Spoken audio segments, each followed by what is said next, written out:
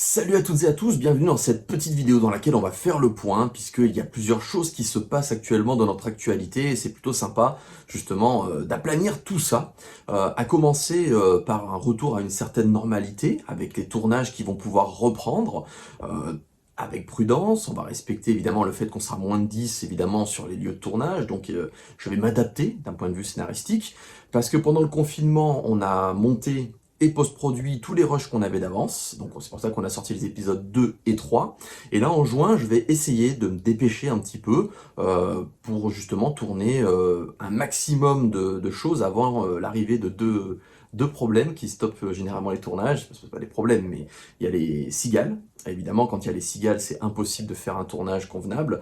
Et puis, on peut pas faire de doublage, de post-synchro, c'est d'autres métiers, ça demande des studios, des machins, c'est pas quelque chose qui est possible. Les températures chez nous montent jusqu'à 40 degrés, donc c'est un peu compliqué de tourner dans les heures les plus chaudes de la journée. Et en plus de ça, l'été, les massifs forestiers sont fermés. Donc voilà, il y a plein de choses qui font qu'en général, l'été, on ne peut pas tourner. Donc du coup, là, en juin, on va essayer, dans la mesure évidemment des règles de sécurité, de reprendre les tournages et donc d'essayer d'avoir un petit peu d'avance, au moins pour vous sortir l'épisode 4 là, courant juin, et au moins un épisode 5 en juillet, voilà, au moins un truc comme ça, éventuellement en août où on aurait une période où on n'aurait pas forcément d'épisodes à disposition, on reprendrait ensuite en septembre, mais au moins essayer voilà, de vous apporter les épisodes 4 et 5 de la saison 10 durant cette période. À côté de ça, pour les vidéos, il y a la chaîne Twitch qui est pas mal dynamisée, on approche des 7000 followers, je crois qu'encore 2 lives et on aura tous les critères pour être partenaire. Ensuite, on verra combien de temps ça prend pour être partenaire, si jamais c'est quelque chose qui se fait ensuite automatiquement, ou s'il y a d'autres critères derrière, je ne connais pas très bien. Mais la chaîne Twitch est un espace qu'on dynamise de plus en plus, on parle du crowdfunding, on fait des questions-réponses, pendant que Gaïa ou moi joue à la console. De temps en temps, je fais des petits... donc là, bon, j'ai pas pu pendant quelques temps, mais je fais des petites séances où je fais la post-prod et je commente un petit peu la post-prod que je fais. Là bientôt, on va aussi pouvoir un petit peu faire des échanges, des débats avec d'autres membres de l'équipe, avec plusieurs caméras, il faut juste que j'apprenne comment on fait. Voilà, des trucs comme ça va être plutôt intéressant. Donc la chaîne Twitch est un outil qui se développe de plus en plus de notre côté, et on lui trouve plein d'utilités et plein justement d'interactions avec la communauté, chose qu'on n'a pas actuellement à cause du fait que les salons sont annulés pour des raisons évidentes. Et donc du coup, ce manque un petit peu d'interactivité qu'on a perdu à cause de ce manque de présence sur le terrain, on le retrouve un petit peu avec Twitch, donc c'est quelque chose qui nous plaît beaucoup. Et il y a plusieurs membres de l'équipe aussi qui ont chacun leur chaîne, donc il y a quoi faire des trucs rigolos.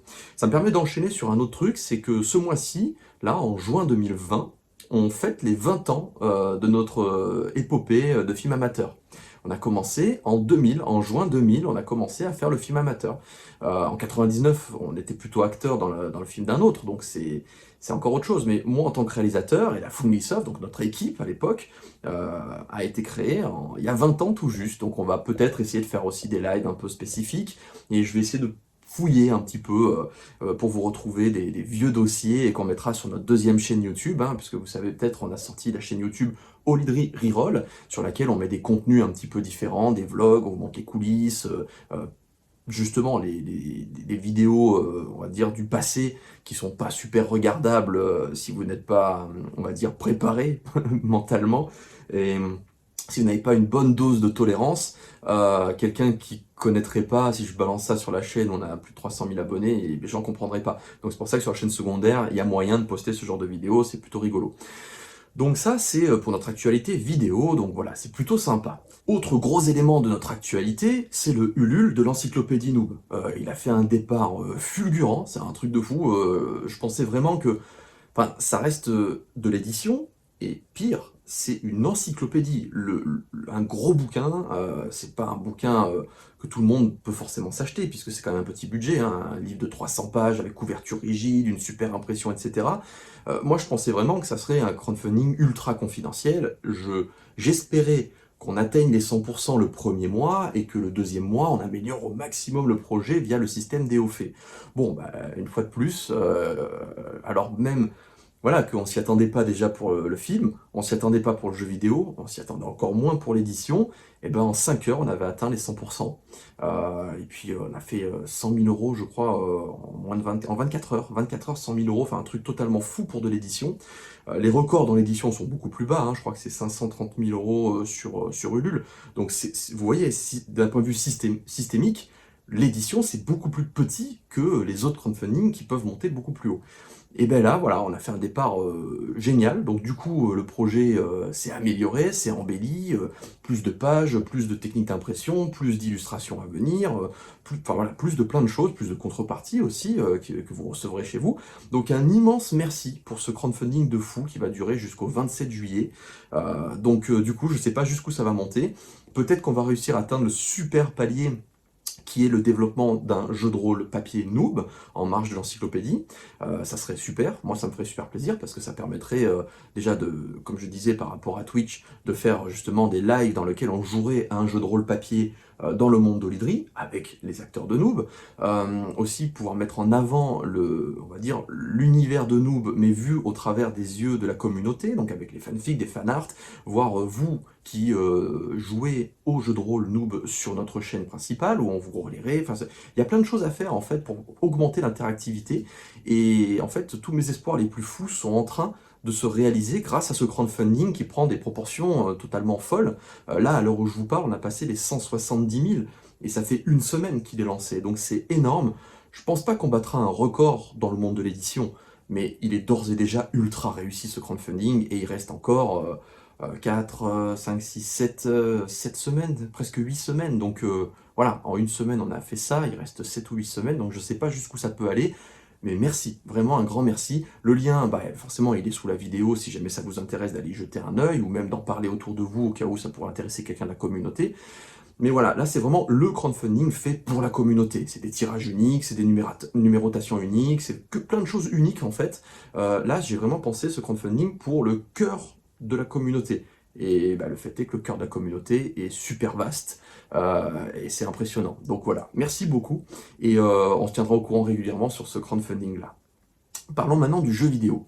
Le jeu vidéo, j'ai terminé ma part sur la partie créative, pure et dure, les dialogues, la direction artistique transmédia, etc.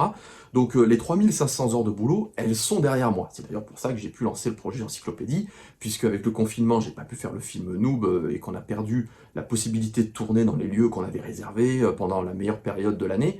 Parce qu'ensuite, comme je disais, il y a les cigales qui arrivent, il y a les massifs forestiers qui sont fermés, les lieux qui sont plus accessibles, là où justement on voulait tourner certains éléments. Ensuite, il faut attendre jusqu'à mi-septembre pour reprendre les tournages, sauf que pour la post-prod, moi je voulais faire la post-prod l'été, les tournages de combat avant l'été, donc pendant le confinement, et pendant l'été faire la grosse post-prod parce que c'est une période qui est plutôt calme. Donc je vais pas réussir à garder les délais comme ça, c'est pas possible de toute façon, mais c'est pas très grave dans le sens où de toute façon la web-série elle peut continuer, le film sera tourné prochain créneau, donc plutôt au début d'année 2021, et donc ensuite il y aura le Grand Rex. De toute façon même le Grand Rex, les dates étaient totalement décalées pour pas mal de choses, parce que évidemment on n'est pas les seuls à avoir réservé des créneaux, et il y a tout un planning à refaire hein, par rapport au fait que les gens qui devaient se faire leur représentation pendant le confinement, ils peuvent plus maintenant. Donc voilà, bon, c'est complexe, mais finalement, voilà, j'ai juste inversé. Le film il passe en 2021, l'encyclopédie passe en 2020, donc pouf, du coup, au moins il n'y a pas de chômage technique, et moi je peux continuer tout le temps à bosser, puisque j'aime pas le fait de dire, allez, là du coup j'ai plus rien à faire, je suis au chômage technique, donc j'avance un petit peu sur mon loisir qui est la web-série, puisque c'est un loisir, j'ai pas de pression, je fais ça vraiment à mon rythme, mais c'est quelque chose qui me plaît, donc forcément je le fais quand même à un rythme assez soutenu. Et puis j'écris mes bouquins à côté. Oui, mais il manque quelque chose et du coup je vais pouvoir le faire avec l'encyclopédie maintenant. Et je sais que je vais pouvoir bosser sur tout ça, donc je suis assez content, même super content. Donc voilà, donc le jeu vidéo, j'avais commencé à en parler, il avance bien, et l'alpha, on y a joué. Alors l'alpha du monde réel, c'est-à-dire du moment où vous contrôlez votre avatar dans la réalité, et jusqu'au moment où vous terminez le premier étage de la tour Galamadria Bouillac. En speedrun, les développeurs ont mis 53 minutes, je crois que c'est leur record, ils connaissent tout par cœur, s'ils vont à l'essentiel, ils ont mis 53 minutes pour finir la toute première alpha. Moi, en me baladant, avec Gaïa, on s'est baladé, en 1 heure et demie, on n'était même pas arrivé à Mortegarde. Donc quand même, il y a de quoi faire, il y a de quoi se balader, parler au perso, voir les clins d'œil et tout ça. Bon, quelqu'un qui connaît nous, je pense qu'il va prendre plaisir. Donc il y a quand même de quoi faire, il y a quelques heures d'immersion là-dedans. Euh, Détail important, très bientôt, les alpha-testeurs vont recevoir cette alpha, cette première alpha, hein. Normalement, c'est la plus buggée de toutes. Il n'y aura pas plus buggé que cette première alpha, c'est normal. C'est la toute première fois qu'on assemble les musiques, les graphismes, le scénario, le codage, on va dire, des codeurs, je sais pas trop comment on dit, mais voilà, qu'on assemble toutes ces corps de métier dans un projet. On a corrigé un maximum de bugs, mais il n'empêche que vous allez en trouver plein. Mais tous les bugs qu'on va trouver dans cette toute première alpha vont ensuite être corrigés, mais ça va avoir des répercussions sur l'alpha des niveaux 10 à 20, 20 à 30, 30 à 40, etc. Donc chaque bug trouvé dans les premières alphas vont aussi débugger les suivantes par effet de domino. Donc a priori, plus on va avancer dans le jeu, moins ce sera buggé, jusqu'à la fameuse bêta, où là vous aurez le jeu complet. Évidemment, il sera encore buggé, puisqu'on va passer de 250 ou 300 alpha-testeurs, j'ai plus les chiffres en tête, à plusieurs milliers de bêta-testeurs. Et donc là, évidemment, on va revoir d'autres bugs que peut-être les alpha-testeurs n'auront pas vus. Donc du coup, le processus suit son cours jusqu'à la version finale. Donc plus ça va aller, moins ce sera buggé normalement. Et chaque bug de trouver sera une victoire. Ça, c'est Black Pixel qui me disait, c'est la traque au bug. D'ailleurs, détail important, les alpha-testeurs, vous avez la possibilité de streamer tout à fait sur vos chaînes Twitch ou sur vos vidéos YouTube, etc. Vous pourrez. Prévenez bien que vous allez montrer justement le jeu noob, comme ça quelqu'un qui n'a pas envie de se faire spoiler ne clique pas sur votre espace, mais les gens qui ont envie de découvrir pourront tout à fait regarder, mais précisez bien que vous faites un travail de alpha-testeur, d'alpha-testeur. Précisez pas c'est le jeu fini, etc. Parce qu'il y a des gens qui vont dire le jeu il est terminé, avec des interfaces qui sont très très sommaires pour l'instant, avec il n'y a pas encore tout l'habillage des interfaces toutes belles et tout ça. Enfin, il y a plein de choses qui ne sont pas terminées à 100% dans ces alphas. Donc, précisez bien dans vos lives, juste ça, que c'est une alpha, la première alpha, ensuite il y aura la deuxième, etc. Comme ça, les gens qui vous regardent, ils se méprennent pas sur le fait que c'est pas le jeu fini, qui sera encore amélioré, le jeu. Et autre précision, nous, l'équipe de Noob, il y aura un blackout total sur l'alpha pendant 10 jours. Pendant 10 jours, ce ne sont que les alpha-testeurs qui vont tester le jeu. Nous, on ne montre rien, on ne parle de rien, etc. Vous avez une primeur totale pendant 10 jours, vous faites ce que vous voulez, vous faites des lives, des machins, vous y jouez dans votre coin, enfin peu importe, vous vous amusez. Après, au bout de 10 jours, on va commencer un petit peu à en parler, à montrer un petit peu, par exemple avec Gaïa, bon bah comme on a bossé soit sur les dialogues, moi j'ai bossé sur, comme je disais, la direction artistique, etc., le transmédia, j'ai fait tout le scénario et compagnie, et il y a des choix qui ont été faits, donc du coup, moi, je ferai aussi des lives en expliquant un petit peu chaque choix. Et puis, il y a aussi le budget, c'est-à-dire des idées. On en a eu plein des idées. Mais il n'empêche qu'avec un budget, il a fallu faire des choix. Donc, du coup, expliquer, bon, bah là, on avait cette idée-là, mais on l'a pas appliquée parce que ça impliquait justement tant de budget ou tant de travail en plus, ou là, il a fait trouver un compromis. Voilà, il s'est passé plein de choses pendant 2 ans. Et on va pouvoir en parler avec le jeu sous les yeux. Et donc, vous expliquer d'un point de vue purement créatif chaque choix en fait, et puis vous faire un genre de making of un petit peu en direct, en live, et puis ensuite j'enregistrerai ces vidéos et j'en ferai un petit montage que je mettrai aussi sur notre deuxième chaîne YouTube, donc Olidri Reroll, pour ceux que ça intéresse, tout simplement. Voilà, on joue à l'alpha, et puis on vous explique un petit peu, ben voilà, les choix, les machins et tout ça.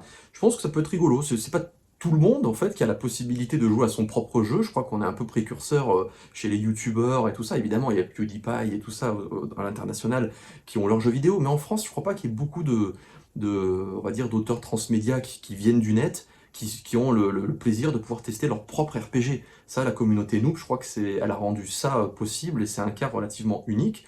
On parlera budget aussi, puisque c'est important, puisqu'il y a beaucoup de gens qui n'ont pas forcément de notion de budget et qui pensent que avec 1 300 000, eh ben, on est capable de faire World of Warcraft, ou tout simplement que les 1 300 000 vont entièrement dans le jeu, et qu'on ne paye pas de taxes, pas de contrepartie, pas de frais de port, pas de commission à Ulule, etc.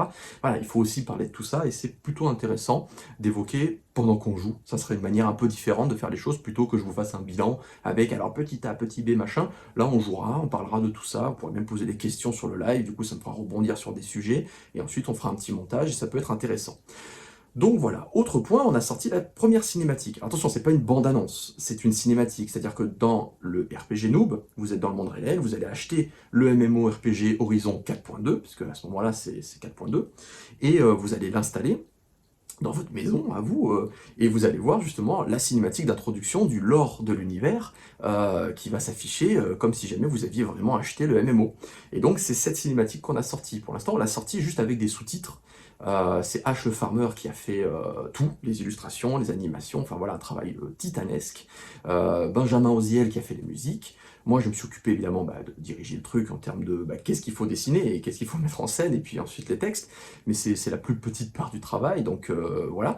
Mais en ce moment, il y a Pierre-Alain Garrigue, donc, qui a bossé l'aubergiste dans Hearthstone, qui bosse pour Riot, qui fait League of Legends, qui bosse pour un nombre de dessins animés incroyables, etc., qui fait de bons scores dans Noob aussi, qui donc va faire la voix off. Et il y a 2 cinématiques dans le RPG, il y a celle de la cosmogonie, quand vous irez dans le mémorial d'Arthéon de Phargos, parce que c'est pas vraiment que Arthéon de Phargos est l'héritier de Phargos, mais Phargos c'est la source de la création, et vous reverrez la cinématique un petit peu remaniée, un petit peu améliorée, que vous aviez vu dans la trilogie Noob.